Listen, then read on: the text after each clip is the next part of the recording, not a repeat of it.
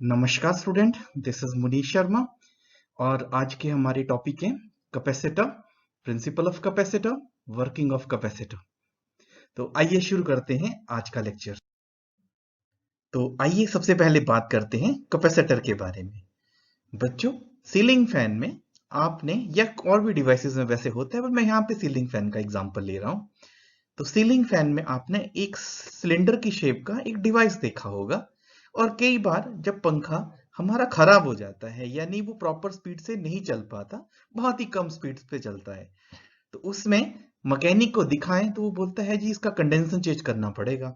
वो कंडेंसर ही वो डिवाइस है जिसे हम कैपेसिटर कहते हैं। आम भाषा में इसे कंडेंसर भी कहा जाता है। कैपेसिटर पंखे को स्टार्ट करने में, स्पीड पकड़ने में मदद करता है। जैसे आपने जानते हैं कि limiting value of static friction जब आपने पढ़ा था प्लस वन कक्षा में, तो वहां पे आपने देखा था कि उसकी वैल्यू बहुत हाई होती है, काइनेटिक फ्रिक्शन बाद में कम हो जाता है। यहां पे भी कुछ ऐसा ही केस है।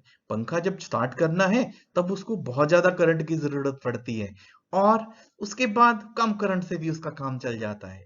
तो उसको ये चार्ज स्टोर करके रखता है और एकदम से करंट की फॉर्म में उसको रिलीज करता है हमारा कैपेसिटर।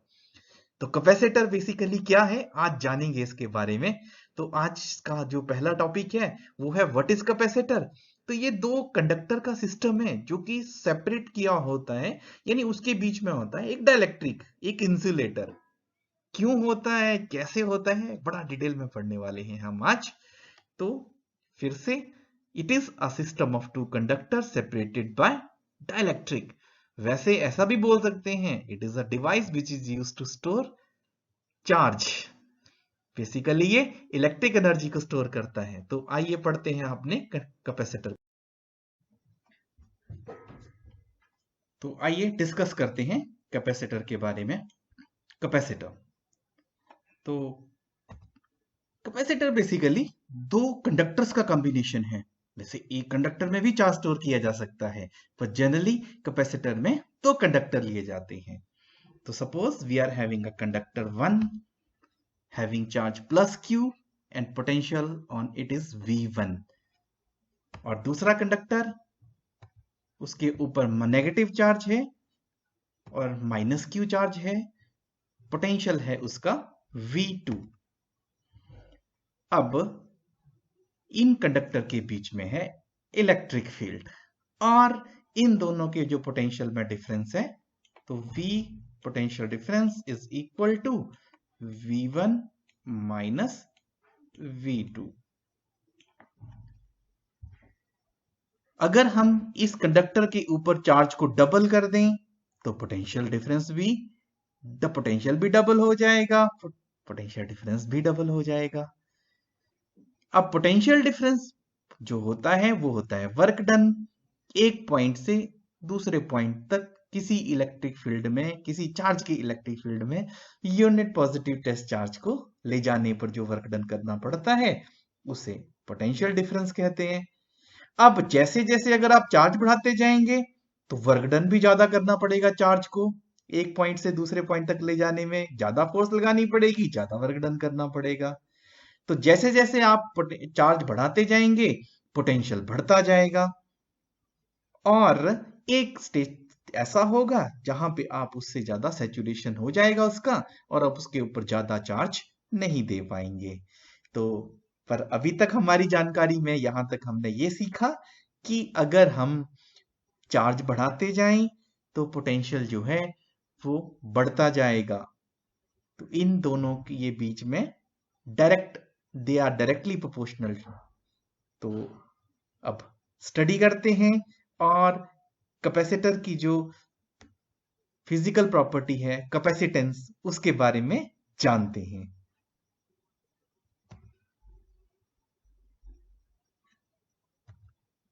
तो कैपेसिटेंस,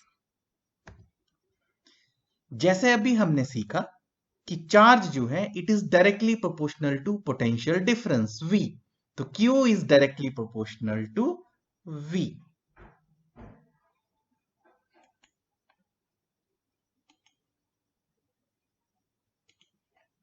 नाउ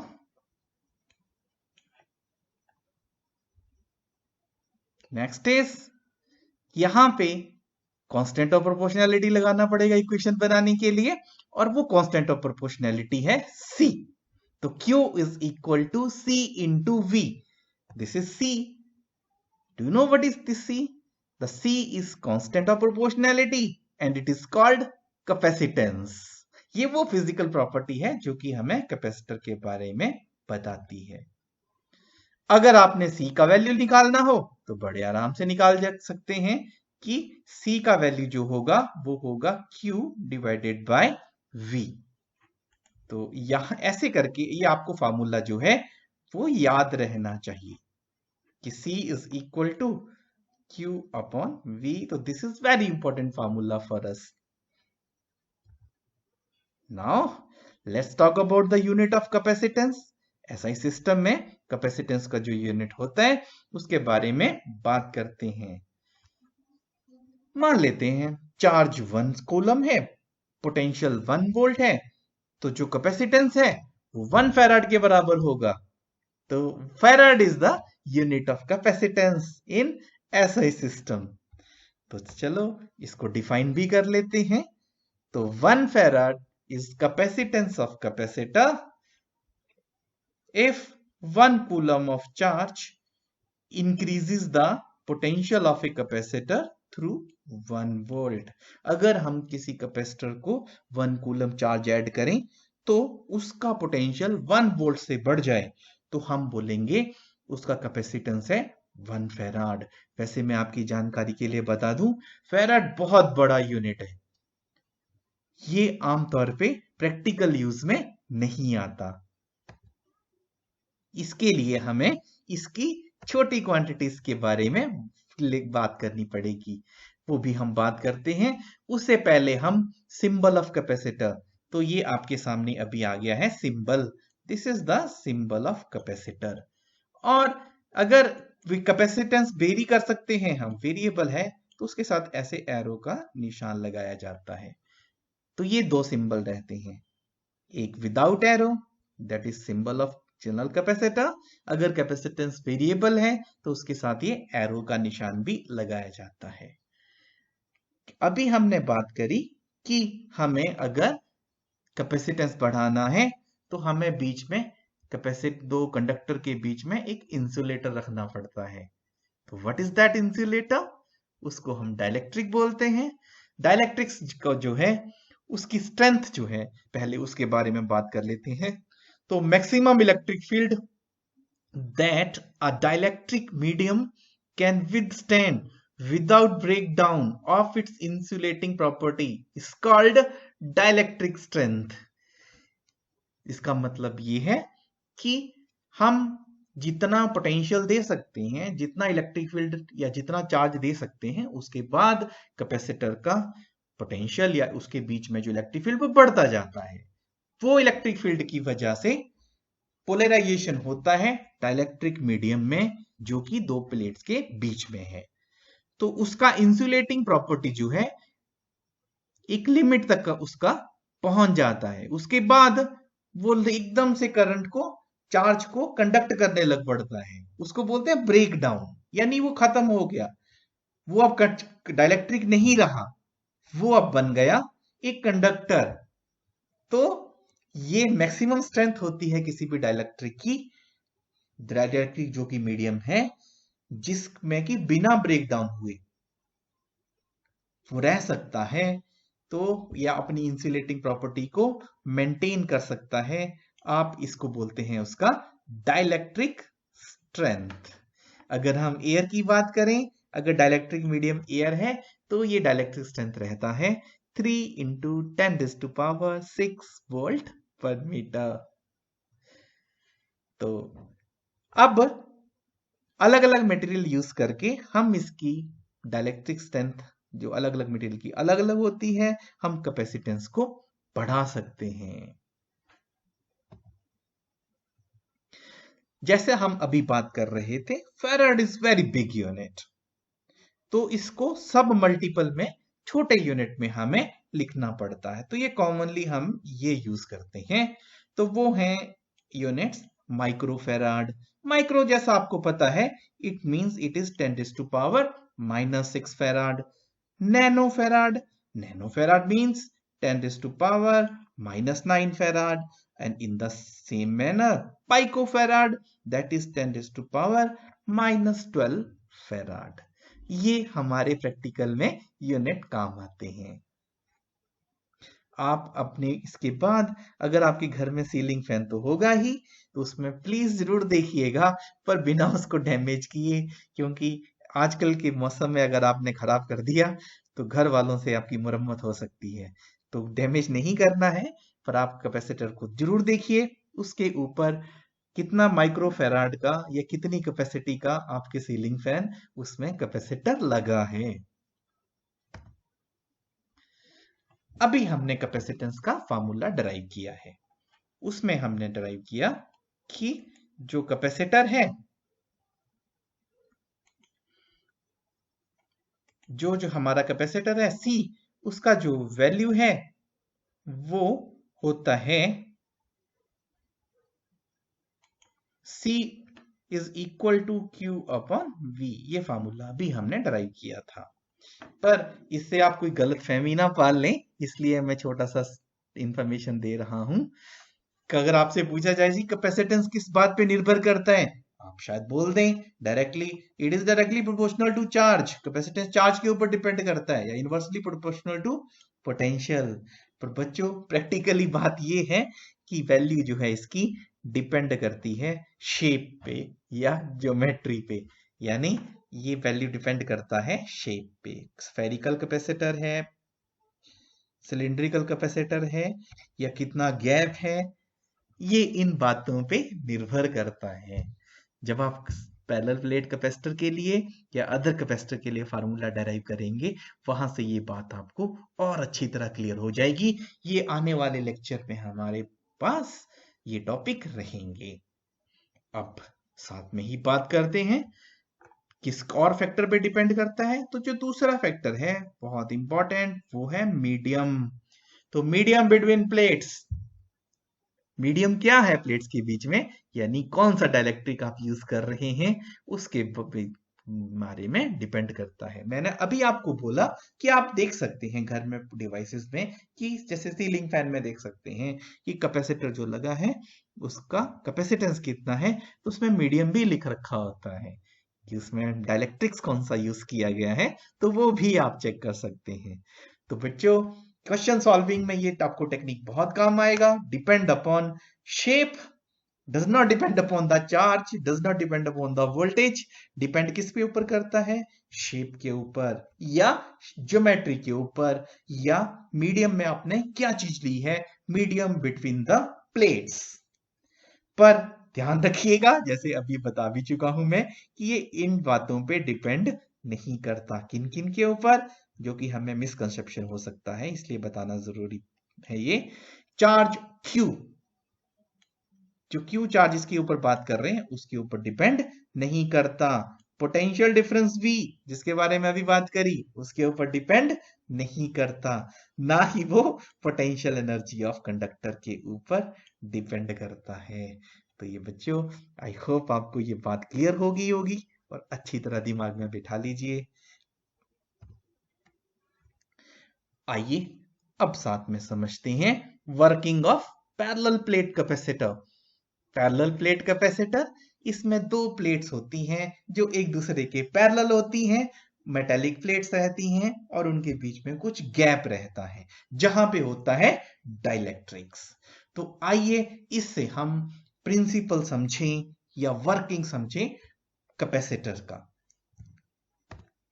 सपोज तो हमारे पास एक प्लेट है, ए उसका एरिया है, मेंशन भी कर देते हैं, suppose A is the area of this plate. इसके ऊपर हमने चार्ज देना शुरू किया, तो पॉजिटिव चार्ज इसके ऊपर अपीयर हो गया। जैसे जैसे आप चार्ज देते जाएंगे, इसका पोटेंशियल बढ़ता जाएगा। जैसे आपने याद है V का फार्मूला भी पढ़ा होगा, याद है आपको? तो मैं फिर से आपको रिमाइंड करा दूं, 1/4 pi epsilon not Q upon R। तो जैसे आप देख सकते हैं कि चार्ज बढ़ता जाएगा तो पोटेंशियल भी बढ़ता जाएगा। अगर पोटेंशियल बढ़ता गया तो इसकी एक कैपेसिटी होगी, उसके बाद हम इसके ऊपर चार्ज नहीं दे पाएंगे। चार्ज देंगे तो वो एयर के आयनाइजेशन होने के कारण, ज्यादा पोटेंशियल होने के कारण इसके साथ ही एयर या मीडियम आयनाइज हो जाएगा और वो चार्ज जो है वहां पे लीक कर जाएगा, यानी आप चार्ज नहीं बढ़ा पाएंगे। तो उसके लिए हम क्या करते हैं, उसके नजदीक एक और कंडक्टर मेटेलिक प्लेट ले आते हैं, और जैसे ही आप मेटेलिक प्लेट लेके आएंगे उसके ऊपर जिस चार्ज, पहली प्लेट के ऊपर पॉजिटिव चार्ज है उस तरफ वहां पे नेगेटिव चार्ज अपीयर हो जाएगा। और एक तरफ यानी नेगेटिव चार्ज पता कैसे अपीयर हुआ, क्योंकि जो फ्री इलेक्ट्रॉन थे वो जो है वो इस तरफ को शिफ्ट हो गए। अब यहां पे एक्युमुलेट हो गई तो नेचुरल है दूसरी तरफ कम हो गई होंगे, तो एक तरफ ज्यादा होने के करके नेगेटिव चार्ज अपीयर हो गया, और जहां पे उनका संख्या कम हो गई वहां पे अपीयर हो गया पॉजिटिव चार्ज। अब ये आप देख सकते हैं, ये पॉजिटिव चार्ज हमारी ए प्लेट बोल देता हूं मैं, और ये दूसरी प्लेट को मैं बोल देता हूं, let it is B plate. A plate and B plate. जो पहले ए मेंशन किया था वो हमने area of cross section mention किया था, अब मैंने इनका नाम कर दिया ए एंड बी ताकि हमें समझने में आसानी रहे। अब बी प्लेट में जो पॉजिटिव चार्ज है वो ए प्लेट के पॉजिटिव चार्ज से दूर है, पर नेगेटिव चार्ज उसके नजदीक है, तो पॉजिटिव पोटेंशियल को बी प्लेट का नेगेटिव पोटेंशियल कम कर देगा। आल्दो बी प्लेट का पॉजिटिव पोटेंशियल बढ़ा भी रहा है पर वो दूर होने के करके उसका असर कम है, पर नेगेटिव पोटेंशियल का असर है ज्यादा। तो अब ए का पोटेंशियल जो है वो कम हो गया थोड़ा, अब इसके ऊपर हम कुछ और चार्ज दे सकते हैं, तो आप देख सकते हैं और चार्ज आ गया इसके ऊपर, यानी हम और ज्यादा चार्ज स्टोर कर पाए। अब क्या इसको और चार्ज दिया जा सकता है? हाँ जी, बिल्कुल संभव है। उसके लिए हमें क्या करना है, हम जो है इसको बी प्लेट को अर्थ कर देते हैं।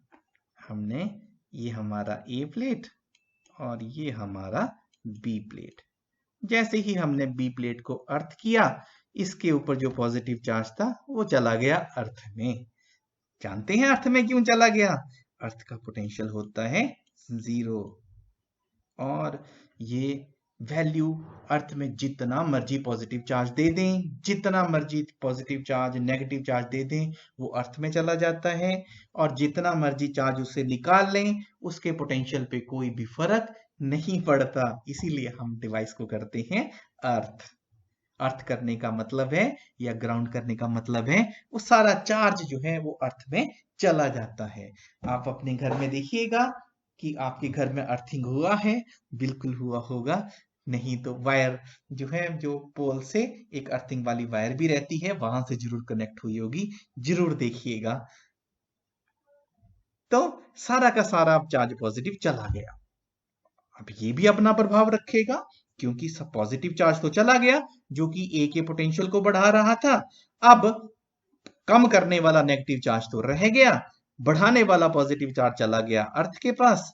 तो अब परिणाम ये निकला, ए का पोटेंशियल वी जो है वो थोड़ा कम हो जाएगा, यानी हम और ज्यादा इसके ऊपर चार्ज जो है वो ऐड कर सकते हैं। तो इस प्रकार हम जो है इसके ऊपर काफी अमाउंट ऑफ चार्ज कर सकते हैं ऐड। इससे भी ज्यादा कैपेसिटी बढ़ानी हो तो जो बीच में गैप है इसमें हमें रखना होगा डाइलेक्ट्रिक। जैसे ही आप डाइलेक्ट्रिक इंट्रोड्यूस करेंगे तो वो पोलराइजेशन की वजह से, आपने एक प्रॉपर्टी पढ़ी है हमारे पिछले लेक्चर में, नहीं पढ़ी है तो प्लीज पिछला वीडियो जरूर देखिए।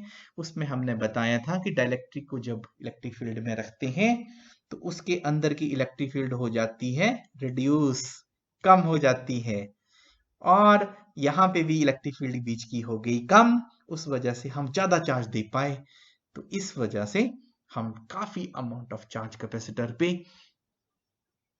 ऐड कर सकते हैं, इलेक्ट्रिक एनर्जी स्टोर कर सकते हैं, और जैसे स्टोर की हुई चीज हमारे इमरजेंसी में काम आती है, वैसे ही जिस डिवाइस में भी जब जरूरत होती है यहाँ से कैपेसिटर से एनर्जी ले ली जाती है। जैसे मैंने आपको टॉपिक की शुरुआत में फैन का एग्जांपल दिया था कि जब फैन में स्टार्ट होना होता है तो वो कैपेसिटर से चार्ज लेता है, कैपेसिटर से करंट लेता है। तो इसी के साथ हमारा आज का लेक्चर खत्म होता है। आशा है कि आपको ये टॉपिक समझ आया होगा। इसको आप रिपीटेडली देख सकते हैं। कुछ भी फिर भी डाउट रह जाता है तो प्लीज कमेंट सेक्शन में जरूर कमेंट करिएगा, मैं आपके डाउट क्लियर करने की कोशिश करूंगा। और अगला हमारा आने वाला जो लेक्चर होगा वो भी आप जरूर देखिएगा। कैपेसिटर के टॉपिक को उसमें हम आगे बढ़ाएंगे। Thanks for watching. I hope आपको आज का टॉपिक बिल्कुल समझ आ गया होगा, कैपेसिटर का कॉन्सेप्ट बिल्कुल क्लियर हो गया होगा। अगले टॉपिक में, अगले लेक्चर में हम पढ़ेंगे पैरेलल प्लेट कैपेसिटर, उसका कैपेसिटेंस कैसे कैलकुलेट करना है। तो मेरे वीडियो इसी प्रकार प्राप्त करने के लिए प्लीज लाइक, शेयर और सब्सक्राइब जरूर करिएगा। Thanks for watching. Good bye.